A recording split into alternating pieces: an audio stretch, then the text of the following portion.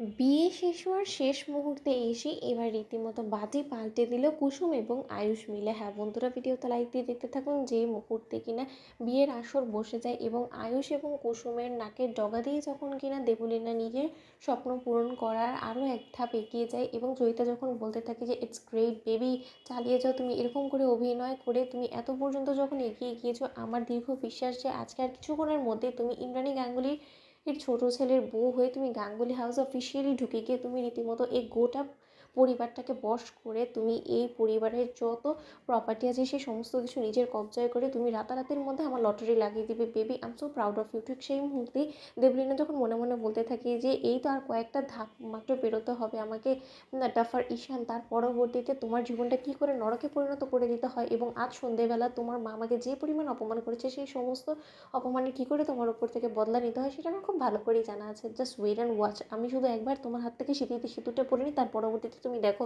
অন্যদিকে যখন কিনা ইন্দ্রাণী গাঙ্গুলি বলতে থাকে যে জানো তো রাজ, আমার একটা জিনিস দেখে খুব বেশি অবাক লাগছে যে আজকে ছেলেটার বিয়ে, অথচ ওর মুখে আমি একটা বারের জন্য হাসি দেখতে পেলাম না। আমি কোনো মতে দেবলীনাকে ওর জীবনে ঢুকিয়ে কোনো রকম কোনো ভুল কাজ করে ফেলছি না তো, ওর প্রতি কোনো রকম কোনো অন্যায় বা ওকে প্রেশারাইজ করে ওর জীবনটা নরকে পরিণত করে দিচ্ছি না তো। আমি কেন জানি না আমার মনের মধ্যে একটা আশ্চর্য রকমের খুঁতখুঁতানি কাজ করছে, জানো তো রাজ, আমি কোনো মতে এই বিয়েটাতে না সম্পূর্ণরূপে ইনভলভ হতে পারছি না। ঠিক সেই মুহূর্তে রাজশেখর গাঙ্গুলি যখন বলতে থাকে যে ঈশ্বর তো উপরে আছে, সে সবটা দেখছে, যদি তুমি সত্যিই কোনো ভুল করে থাকো তাহলে ঈশ্বর দেখবে ঠিক সময় মতন তোমার সেই ভুলটা ধরিয়ে দিবে। অন্যদিকে 7 পাক ঘোরা মাত্রই যখন কিনা ঈশান বলতে থাকে যে বিয়ের অন্তিম পর্যায়ে আমি চলে এসেছি, আর পেছনে তাকানোর আমার কাছে আর কোনো রকম কোনো উপায় নেই। অনুশ্রী তুমি ভালো থেকো, জানি না তোমার জীবনসঙ্গী কী হবে, কিন্তু আমি তাও মন থেকে চাই যে আমাকে ভুলে গিয়ে তুমি নতুন করে নিজের জীবনটা শুরু করো। অন্যদিকে যখন কিনা চন্দননগরে অনুশ্রীকে ওর দাদাভাই নিয়ে এসে হাজির হয় এবং ওর দাদাভাই যখন বলতে থাকে যে আয়ুষ, আমি আমার বোনকে তোমার হাতে তুলে দিলাম, এবার আমার বোনকে তোমার ভাইয়ের কাছে পাত্রস্থর করার সম্পূর্ণ দায়িত্ব তোমার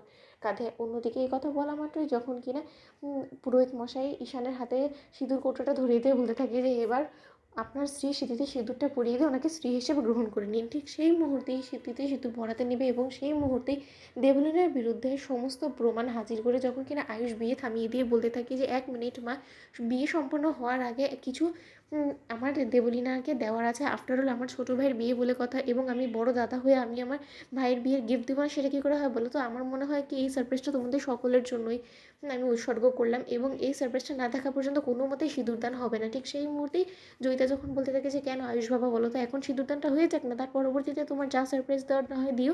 আফটার অল তুমি তোমার ছোটো ভাইয়ের জন্য কতটা করতে পারো সেটা তোমার খুব ভালো করেই জানা আছে। ঠিক সেই মুহূর্তে আয়ুষ বলতে থাকে যে না, প্রথমে আমি সারপ্রাইজটা দিব, সেই সারপ্রাইজটা সকলে দেখবে, তার পরবর্তীতে সিঁদুরদান হবে, এর আগে কিছু না। তো বন্ধুরা, একদম শেয়ার করে সাবস্ক্রাইব করতে ভুলো না।